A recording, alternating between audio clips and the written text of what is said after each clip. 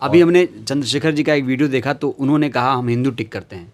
वो जो टिक करते हैं, जो कौन क्या टिक करता है वो मुझे नहीं पता, पर मैं बौद्धिस्ट करता हूँ।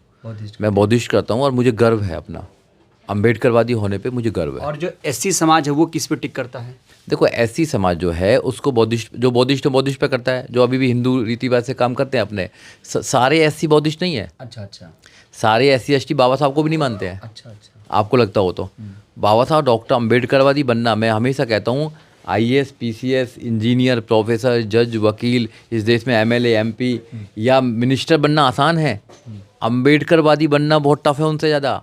अम्बेडकरवादी का काम है कि गलत के खिलाफ आवाज़ उठाना, शोषण के खिलाफ आवाज़ उठाना, न्याय की बात करना, समता, सपतनता, भाईचारे की बात करना, विज्ञान की बात करना, तर्क की बात करना। तो ये है अम्बेडकर की बात। चैप्टर आपका ये भी है कि आपके जो रिश्ते संबंध थे कभी वो चंद्रशेखर जी के साथ थे, थोड़ा बताएंगे क्या था वो, यादें हैं कुछ? हाँ ने बिल्कुल, 2017 से चंद्रशेखर जब जेल में था तो चंद्रशेखर कि वहाँ से फ़ोन आया था कि भाई ऐसे ऐसे आज वो परेशानी में है तो आपकी मदद की ज़रूरत है। हम लोग पहले से एक्टिविस्ट हैं और उस समय मैं नीली क्रांति चलाता था, एक संगठन था नीली क्रांति। आपका एक नीली क्रांति था? नीली क्रांति संगठन था जो एडवोकेटों का संगठन था। तो हम लोग मिलने गए, जेल में मिलने गए, फिर उनकी मदद करी जो भी मदद हो पाई, और यहाँ तक कि उनको निकालने का काम भी किया। निकालने का काम करने के बाद में, और उन्होंने भीम आर्मी संगठन बना रखा था, तो हमने प्लान किया था कि क्योंकि सामाजिक संगठन, देखो राजनीतिक पार्टी बहुजन समाज पार्टी हमारी पहले से थी, तो 2017 में आप बीएसपी में जुड़े थे?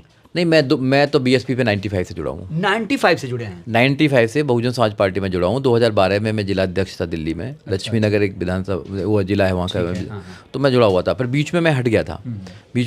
मैं अपने वकालत का मतलब अपने एडवोकेसी का काम कर रहा था, और फिर अब मैं एक संगठन चला रहा था। बहुत सारे कारण हो सकते हैं उसके। तो उस समय मैं नीली क्रांति एक एडवोकेट से बहुत सारे एडवोकेटों को इकट्ठा कर रखा था कि कहीं एट्रोसिटी जो तो उन पर काम करना है, या लोगों के कुछ और समस्या उन पर काम करना है, तो ऐसा मैं काम कर रहा था। तो उसी समय चंद्रशेखर भी एक मीटिंग में मुलाकात हुई थी। तो कहाँ मुलाकात हुई थी? मुलाकात दिल्ली में ही हुई थी एक बार पहले, तो फिर ज़्यादा हमारी मुलाकात नहीं हुई थी। ये मुलाकात कैसी, मतलब क्या, किसने फ़ोन किया, कैसे आप लोग? नहीं, एक यहाँ पर एक जाटव साहब थे, अभी एक्सपायर हो गए हैं वो। तो उन जाटव साहब ने एक सुप्रीम सोसाइटी बनाई थी, तो उसमें सब लोगों को बुलाया था, सारे संगठनों को बुलाया था। तो वही समस्या, अपने समाज की समस्याओं को लेकर, तो उसमें चंद्रशेखर भी आया था और उसमें मैं भी था। तो मैं सबसे पहले, मेरे को बोलने का मौका मिला था क्योंकि मैं नीली क्रांति से था। बाबा साहब डॉक्टर अम्बेडकर ने हमेशा बोला कि कलम का सहारा लीजिए, संविधान का सहारा लीजिए, तो हम उसी का सहारा लेकर देश में क्रांति लेके आ सकते हैं। तो मगर चंद्रशेखर ने कहा नहीं, हम लट से क्रांति लेंगे। नहीं, आपकी पहली मुलाकात कैसी रही, क्या बातचीत हुई? बातचीत यही हुई थी कि हम लट से क्रांति लेंगे। आप लेना, आप कलम और संविधान से क्रांति लेना। उनका तेवर ऐसे था? हाँ। फिर बाद में पता लगा कि भाई वकालत वगैरह भी कर रहे हैं। तो उसके बाद फिर कुछ दिन के बाद पता लगा कि वही चंद्रशेखर था जो दिल्ली में मिला था। तो वो ऐसे वहाँ सारंगपुर शब्बीरपुर में झगड़ा हो गया, तो उसको जेल में पहुंचा दिया है। ये मुलाकात 17 से पहले की है? कब? ये 17 के उसमें ही था। ये शायद मुझे लगता है फरवरी जनवरी की होगी मुलाकात। और उसके बाद में ये आपकी मुलाकात के बाद शब्बीरपुर कांड हुआ? कांड हुआ। बहन जी राज्यसभा में थी? बहन जी राज्यसभा में थी उस समय। तो जब कांड हुआ तो उसके बाद इनको जेल में डाला गया। जेल में डालने के बाद में सब लोगों ने साथ छोड़ दिया। ठीक है। इवन यहाँ तक कि कोई इनसे मिलने नहीं जाता था, क्योंकि जिसका नाम लेते थे वो सब वो जेल में पहुँचा देते थे उनको, पुलिस वाले। मगर हमने हिम्मत करी क्योंकि हम पहले से ही लड़ाकू हैं और बाबा साहब डॉक्टर अम्बेडकर को मानते हैं। तो हम गए जेल में मिलने। 3 लोग हुआ करते थे। एक मैं हुआ करता था, एक बालकराम बौद्ध हुआ करते थे, एक संजीव थे। संजीव वो पहले बौद्ध लगाने लगे, मगर संजीव वो थे, वो अभी एक्सपायर हो गए हैं, दुनिया में नहीं है। उन्होंने बहुत मदद करी थी। तो हम 3 लोग जाया करते थे सारंगपुर जेल में, और लगभग 50 बार जेल में गए होंगे। सुबह सुबह निकलते थे यहाँ से, मुलाकात करते थे और इनका मनोबल बढ़ाते थे। ये जान सकता हूँ आप क्यों उनका मनोबल बढ़ाते थे? ऐसा क्या हो गया था? ऐसा कुछ नहीं था। एक समाज का लड़का है, लड़ रहा है, और खामोखा पुलिस ने डाल दिया है उसको, शोषण कर रहे हैं उस पर। तो इसलिए था हमारा बीइंग एडवोकेट, तो जाना ही था। फिर मदद करी, बहुत ज़्यादा मदद करने के बाद में, यहाँ तक कि फिर 2018 में निकालने का भी बात की और निकलवाया हम लोगों ने। निकलवाने के बाद जब चंद्रशेखर आया तो फिर मुझे दिल्ली का यहाँ का प्रभारी बनाया गया। और प्रभारी बनाया तो काम किया, लोगों को जागरूकता चलाने का प्रभारी भीम आर्मी साहब? भीम आर्मी का। और आपका संगठन भी चला? हाँ, हमारा ये था, हमारा ये उनसे कमिटमेंट था सब लोगों का कि बहुजन समाज पार्टी हमारी पार्टी है। वो भी बहुजन समाज पार्टी को अपनी पार्टी मानते थे। चंद्रशेखर कहते थे हमारी party Bahujan Samaj party. Bahujan Samaj party मेरी पार्टी है। मेरे पिताजी ने बामसेप में काम किया है। मैं बहुजन समाज पार्टी का कार्य करता हूँ। भीम आर्मी जो सामाजिक संगठन होगा, कहीं भी शोषण होगा तो आप वकील हैं, मैं वो भी वकालत कर रहा था शायद, तो हम वकील होंगे सारे, बहुत सारे लोग होंगे, तो शोषणों के खिलाफ हम काम करेंगे और वहाँ से नौजवानों को तैयार करके हम पार्टियों में या फिर भेजने का काम करेंगे, जो नेता बनने का काम है। ये हमारा कमिटमेंट था। मतलब ये हुआ कि आप लोगों ने, जैसे बीजेपी के पास आरएसएस है, ऐसे आप लोगों ने बीएसपी के लिए एक सामाजिक संगठन तैयार किया। ये आरएसएस से तो मैं कंपेयर नहीं कर पाऊंगा, आरएसएस से कंपेयर नहीं करना मेरे को, क्योंकि सामाजिक संगठन, हाँ सामाजिक संगठन, हम अम्बेडकरवादी संगठन बनाना चाहते थे। अम्बेडकर के विचारों पर भारत को बनाना चाहते थे। अम्बेडकरवादी नौजवान बनाना चाहते थे। नौजवान कैसे अपना कंडक्ट कर रहे हैं, कैसे समाज में काम करें, नौजवानों को क्या करना चाहिए, पढ़ना चाहिए, ये सब कुछ करना चाहिए था। भीम पाठशाला भी उधर चलाने का था पूरा, तो ये था हमारा पूरा। बट बाद में क्या हुआ कि कुछ दिन के बाद में उन लोगों को, चंद्रशेखर को ही लगा कि भाई मेरा सपना तो कुछ और है, चंद्रशेखर का सपना कुछ और था, राजनीति में जाने का। तो ये लोग तो मुझे राजनीति नहीं करने देंगे, तो धीरे धीरे हम लोगों को थोड़ा साइड करने लगा। और साइड करने के बाद में फिर उन्होंने अपनी एक पार्टी बना ली। और जिस दिन उन्होंने पार्टी बनाई, उससे पहले एक आंदोलन भी दिल्ली में हुआ, रविदास टेम्पल आंदोलन, संत गुरु रविदास टेम्पल। तो उसमें 96 लोग गए थे, इंक्लूडिंग चंद्रशेखर आज़ाद जेल में गए थे। तो उसमें हमारी टीम थी पूरी, हमारी टीम थी, महमूद राजा थे और वकीलों को मैंने इन्वाइट किया। उन सब ने उनको छुटाने का काम किया। तो उस समय इन लोगों ने सोच लिया कि हम पार्टी बनाएंगे। तो मैंने डिसाइड कब सोचा? ये 2018 में। अच्छा, अक्टूबर 2018 में सोचा होगा। 2000 आपको कैसा लगा सुन के? नहीं, बहुत ख़राब लगा, बहुत ज़्यादा ख़राब लगा, क्योंकि हमारी पार्टी तो बहुजन समाज पार्टी है। मानव काशीराम साहब, आदरणीय बहन कुमारी मायावती ने खून पसीना से बनाई है। लाखों लोगों, करोड़ों लोगों ने उस पर अपनी कुर्बानी दी है और नेशनल लेवल की पार्टी है। तो नेशनल लेवल की पार्टी को आगे बढ़ाने की सिवा अपनी तुम पार्टी बनाओगे तो भाई तुम तो फिर 40 साल तुम्हें दोबारा लगेंगे 40 साल करने के लिए। समाज ने बड़ी मुश्किल से एक पार्टी बनाई है जिस पे विश्वास करता है, हाथी पर विश्वास करता है। और हाथी जो चुनाव चिन्ह है, वो माननीय काशीराम साहब ने बाबा साहब डॉक्टर अम्बेडकर से लिया है। जो नीला जो चुनाव चिन्ह है, जो ब्लू है, वो भी बाबा साहब डॉक्टर अम्बेडकर ने दिया है। तो जो विरासत हमारे पास लेगेसी है, उस लेगेसी को छोड़कर तुम अगर अपना कुछ बनाने का काम करोगे तो भाई फिर तो तुम समाज को बांटने का काम करोगे। तो हमारा ये टकराव था। क्योंकि आप करीबी थे, क्या कोई ऐसा साक्ष्य है कि वो बसपा से भी कभी जुड़े रहे? नहीं, देखो वो कहते हैं, क्लेम करते हैं कि मैं बसपा, वो तो अभी भी कई इंटरव्यू में बोला कि मेरे पिताजी बामसेप के थे और वो थे। उन्होंने भी कहा कि मैं बसपा का झंडा मेरे वहाँ पे लगा हुआ था। वो सब करते थे, क्लेम करते थे। मोस्टली लोग तो वहीं से बसपा से ही बिलोंग करते थे। अच्छा, क्या वो जब पार्टी बना रहे थे या बना लिया, आसपास कभी बहन जी से भी कोशिश कर रहे थे इस तरह की गतिविधि कुछ मिलने जुलने की 2020-18 में? नहीं, ऐसी कोई ट्राई नहीं करी गई है। मेरे सामने तो कोई ऐसी ट्राई नहीं करी गई है, क्योंकि 2019 में उन्होंने पार्टी बनाई है, 15 मार्च जहाँ तक मुझे लगता है 20 में या 19 में, आज 20 में बनाई होगी उन्होंने। तो 15 मार्च 2020 को उन्होंने पार्टी अपनी बनाई है। और पार्टी बनाने के 2018 में तो निकल कर आए, तो 2019 में 2020 में बनाई है, बिल्कुल सही है। तो 2020 में जब पार्टी बनाई थी उन्होंने, तो पार्टी बनाने के बाद में वैसे अक्टूबर 2019 से ही मेरा उन तक कोई भी लेना देना नहीं है आज तक। अच्छा, कभी नहीं। आपने 2018 से कोई संपर्क नहीं रखा? 2019 से 2019 से, हाँ 2019 अक्टूबर से, जब वो निकल कर आए थे, अक्टूबर नवंबर में निकल कर दिल से आया, चंद्रशेखर आए थे। इस बात की नाराजगी है आपको? मेरे कोई नाराजगी नहीं है, मेरी कोई नाराजगी नहीं है। नाराजगी क्या होती है? वो भी फ़ोन नहीं कर रहे हैं? नहीं, मेरे को जरूरत भी नहीं है। क्या जरूरत है फ़ोन करने की? क्या जरूरत है? उनके अलग रास्ते हैं, मेरे अलग रास्ते हैं। मैं बहुजन समाज पार्टी को अपनी पार्टी मानता हूँ। मैं आदरणीय बहन कुमारी मायावती जी को अपना नेता मानता हूँ। मैं मानव काशीराम साहब को अपना आदर्श मानता हूँ, बाबा साहब को अपना आदर्श मानता हूँ। मैं बाबा साहब डॉक्टर अम्बेडकर के सपनों के भारत बनाने की बात करता हूँ। उन्होंने एक अपनी पार्टी बना रखी है, वो अपनी पार्टी के लिए काम कर रहे हैं, अपनी पार्टी में जो भी करना करें, वो तो कोई नाराज़गी नहीं है। क्या नाराज़गी है? नाराज़गी तो कोई मतलब ही नहीं है। हाँ, ये है कि मैं अच्छी तरह कह रहा हूँ कि मैंने उनकी मदद करी है। मदद? हाँ, मदद करी। शुक्र मानते हैं इसका?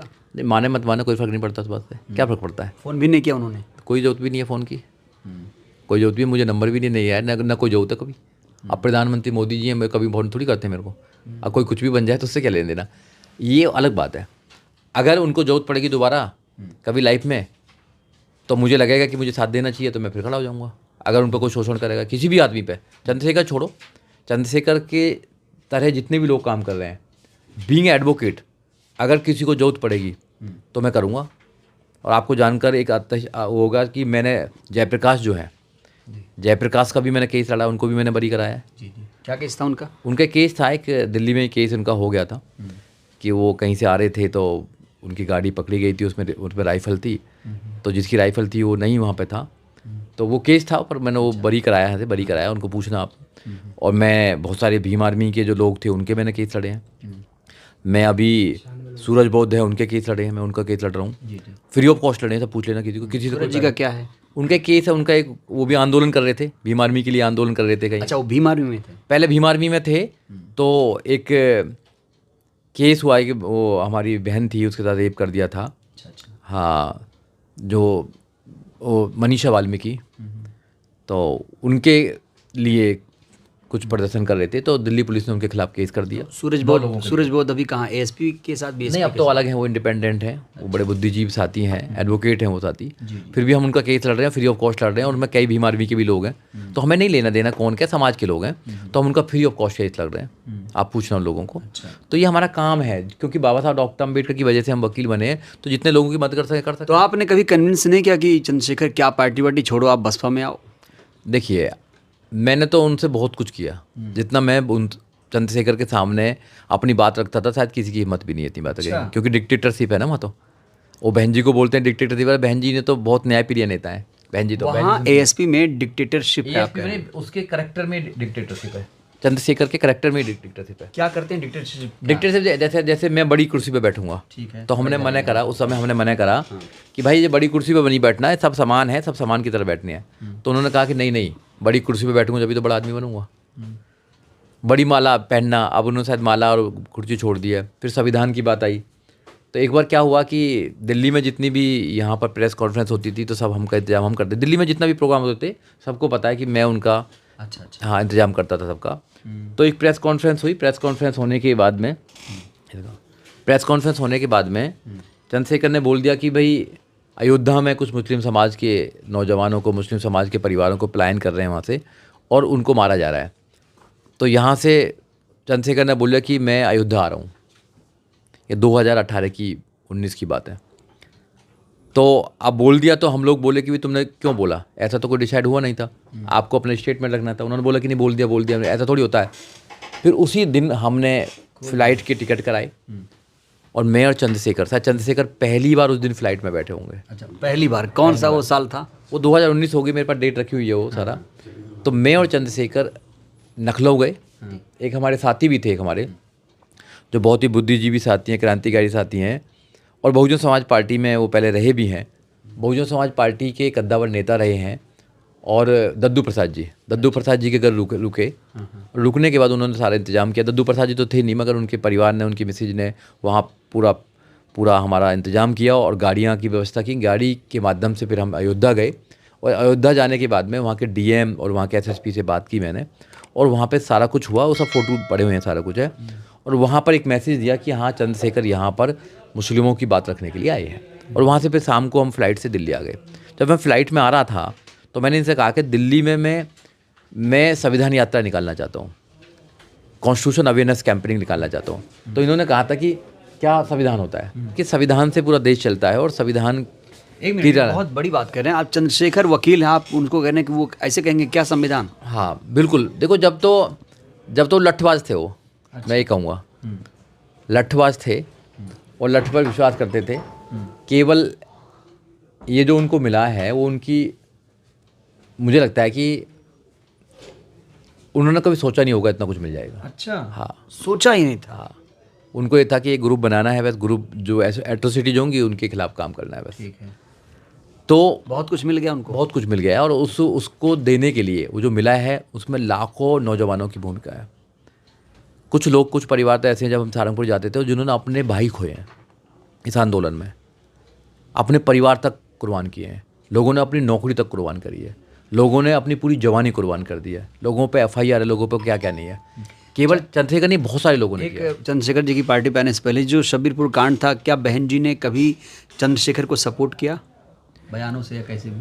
100% सपोर्ट किया। अच्छा। जब शब्बीरपुर का कांड हुआ, तो आदरणीय बहन कुमारी मायावती ने राज्यसभा के अंदर अपनी बात रखने का काम किया। जब राज्यसभा में बहन जी को बात नहीं रखनी थी, तो बहन जी ने शब्बीरपुर के लिए अपनी राज्यसभा की कुर्सी पर ठोकर मारने का काम किया। फिर बहन जी बाई रोड सब्बीरपुर गई कि वहाँ हमारे नौजवानों का, हमारे लोगों का मनोबल न टूटे। बहन जी खुद गई, और बहन जी गई वहाँ पे, उनको मैसेज दिया कि किसी भी व्यक्ति से अगर कुछ करने की कोशिश करी तो बहन कुमारी मायावती और बहुजन समाज पार्टी जिंदा है आज की। तो बहन जी ने बहुत कुछ किया, क्यों नहीं किया? बहन जी पे मैं आऊँ इससे पहले, जो एएसपी बनी है, क्या उससे बीएसपी को नुकसान होगा? देखिए, ऐसा है, बहुजन समाज पार्टी की जो विचारधारा है, वो बहुजन समाज पार्टी की विचारधारा, जो बहुजन समाज पार्टी बनाई है वो मानव काशीराम साहब ने बनाई है। बहुजन समाज पार्टी की जो विचारधारा घर घर में गई हुई है, उसकी जगह कोई पार्टी नहीं ले सकती है। बहुजन समाज पार्टी में ही वो ताकत है जो 4 बार उत्तर प्रदेश में बहन जी ने शासन करके दिखाने का काम किया है। कोई भी नई पार्टी आ जाए, वो बहुजन समाज पार्टी का कभी मुकाबला नहीं कर सकती है, कभी नहीं कर कभी नहीं मुकाबला नहीं कर सकती है, क्योंकि बहुजन समाज पार्टी का काडर है। बहुजन समाज पार्टी के जितने भी कार्यकर्ता हैं और जितने भी उनके पदाधिकारी हैं, वो बहुत कैडराइज हैं, बहुत ईमानदार हैं और बहन जी पर विश्वास करते हैं। आप ये बात तब कह रहे हैं जब बीएसपी का जो ग्राफ है वो गिर रहा है। देखिए, ग्राफ गिरता रहा है, कोई बात नहीं, वो कुछ सीटें नहीं जीत सकते हम, वो अलग बात है, मगर जो विचारधारा है वो बहुत स्ट्रॉन्ग विचारधारा है। अच्छा। इस देश में दूसरी पार्टी भी ये जानती हैं कि अगर कैडर है कहीं पर तो बहुजन समाज पार्टी में। वो कैडर को लगाने के लिए बहन जी ने और माननीय काशीराम साहब ने पूरा जीवन दिया है। उस कैडर के हम भी लोग हैं। अब उस कैडर के लोग अगर पार्टी से दूर चले जाते हैं, बीजेपी में चले जाते हैं, कांग्रेस में चले जाते हैं, तो कैडर नहीं भूलते हैं, उस कैडर को याद करते रहते हैं। यहाँ भाईचारा है, यहाँ मोहब्बत है, यहाँ लगता है कि हम कुछ काम कर रहे हैं। आप ऐसी मोहब्बत नहीं लेकर आ सकते, ऐसा नेता नहीं लेकर आ सकते। तो नेता आपको आपके साथ में गुस्सा भी हो जाएगा और नेता फिर आपको प्यार भी करेगा और आपको बड़ी बड़ी ऊंचाई देगा।